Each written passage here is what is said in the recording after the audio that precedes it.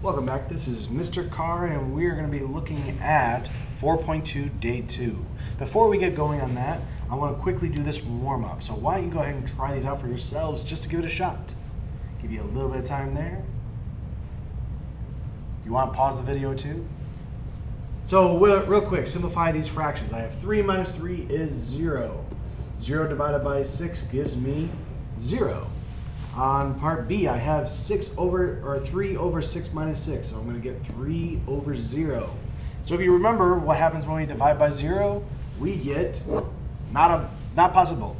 Okay, this is undefined is what we say. So that is undefined. And then I look at part C, I get 3 minus 3 is 0, 6 minus 6 is 0. Well, what happens if I divide 0 by 0? Well, same thing, it is still undefined. Okay, so if 0 is in the numerator of a fraction, but not in the denominator, the fraction equals 0, like we saw in part A. If 0 is in the denominator of the fraction, no matter what, doesn't matter what's in the numerator, the fraction is undefined. It's not possible to divide by 0.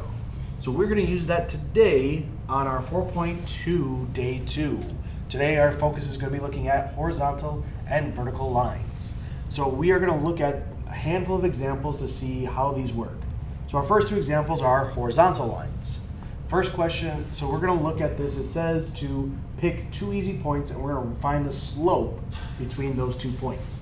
Pick very easy points. For example, I'm going to pick something like this. Here's my point 0, 2. And I'll pick, let's say this one right here. That is 3, 2. Okay? So first of all, is it a function? Yes, it is. We can check the vertical line test, it will pass. When I try to do the slope of this now, I'm going to use my slope formula that I've been practicing. And I'm going to do y2, so we'll go 2 minus 2, that's y2 minus 1, divided by 3 minus 0, that's x2 minus x1. 2 minus 2 is 0, 3 minus 0 is 3. Divide 0 by 3, I get 0. Do the same thing over here. I'll pick two other points. Let's go here. This is going to be negative 3, sorry. Yeah, nope, sorry, never mind. Negative 3, comma, negative 4. And then I'll go over here and say 2, negative 4. So this function, again, this is a linear function. The slope is going to be, I'm going to take negative 4 minus a negative 4. And then I'm going to have 2 minus a negative 3. When I do this, I get negative 4 plus 4 is 0. 2 plus 3 is 5. Divide that out, I get 0. So both of these horizontal lines, I have a slope of 0. And that is what we saw from our igniter. That is fine. That is our warm-up. That is totally fine to have 0, or 0 divided by 5 is 0. It's a real number. So let's look at these graphs.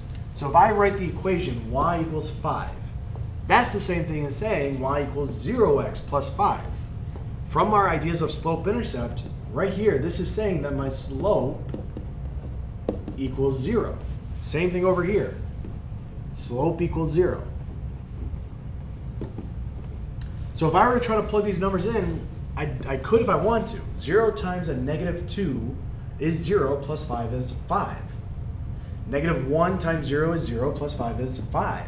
Hopefully you start seeing, no matter what, I'm going to have 5 for y. If I look at part B, I'm going to do the same thing. I'm going to plug in 0 times negative 4 minus 4. The answer is, 0 times negative 5 minus 4. The answer is negative 4. And I'm going to get the same exact thing all the way through. If I try to graph those points, so I have negative 2, comma 5. And then negative 1, 5. 0, 5, 1, 5, and 2, 5. Here's what makes a horizontal line. No matter what my input, the output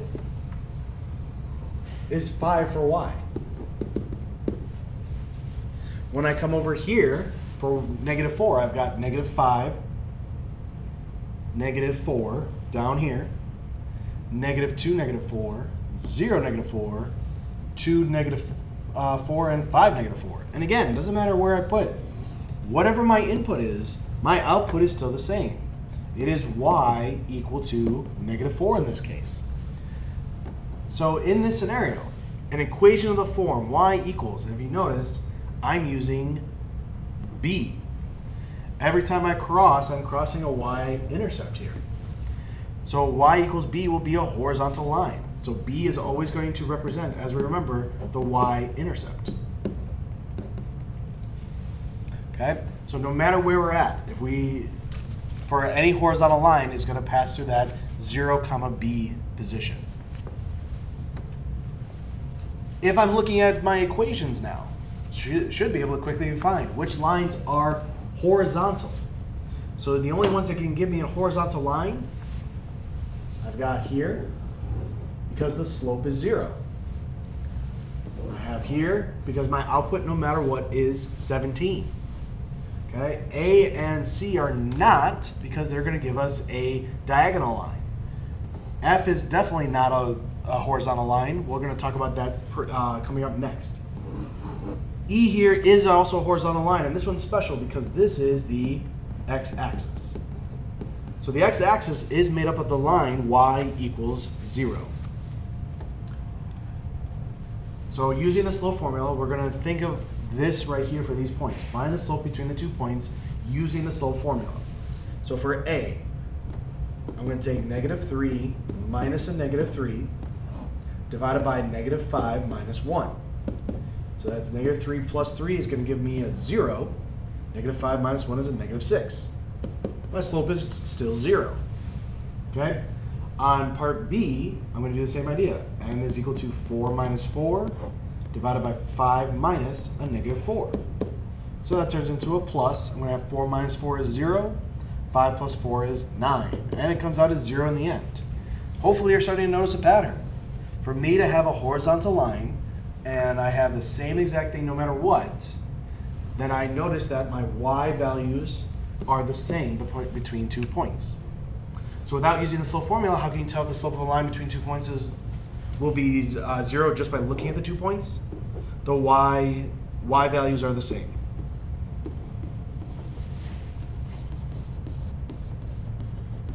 Okay? And before I jump ahead, might as well just do this. If the y values are the same, I should be able to very easily find the equation for these lines. For A, y equals -3. For B, y equals 4. It's what the y values are.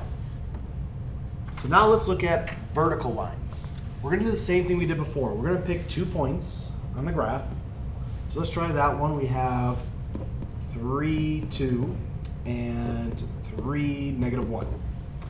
Here I've got, let's go here, and sure, let's do that one.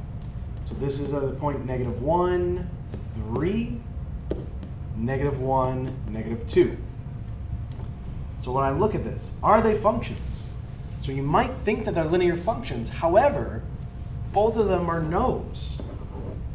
The reason why they're both no is because they're not even functions. These lines will not pass the vertical line test because they are vertical lines. So we are going to take this and try finding the slope of each of these lines. So if I look at the first case, what I picked, I'm going to do -1 minus 2 divided by 3 minus 3. So my slope is that one there. For the second one, my slope is going to be a -2 minus 3 over -1 minus a -1. So -1 minus 2 is -3. 3 minus 3 is 0. -2 minus 3 is a -5. -1 plus 1 is 0. In both cases, I get impossibility here. They are both dividing by 0, so therefore the slope of my vertical line is undefined. So let's try this out in practice. If I look at the equation, x equals 5, that's the same as saying x plus 0y equals 5. Same thing over here, x equals -4 is the same as x plus 0y equals -4. So if I start plugging in y values, let's see what happens when I get to the x value. If I plug in -2 for y, that's 0 times -2 is 0. X plus 0 is x, so that I get 5. You keep doing this with the other y's, you're going to get the same thing no matter what. Same thing over here for b. I'm going to get -4 for every single input.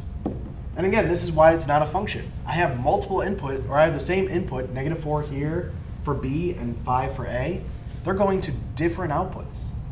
So on the graph, we're going to say -2 is going to go up to 5, or sorry, 5 is going to go down to -2, and then 5, -1, 5, 0, 5, 1, and 5, 2. There's my vertical line.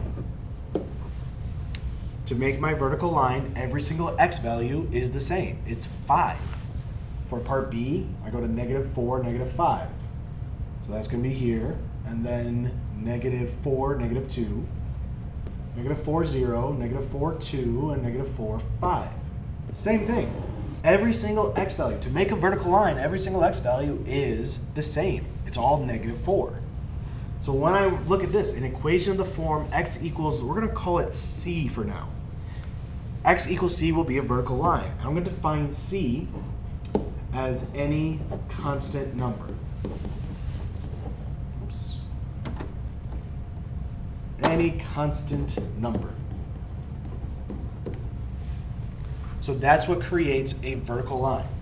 Looking at these examples here, which the following equations will give a graph that is a vertical line? Well, A is vertical, as x equals 50.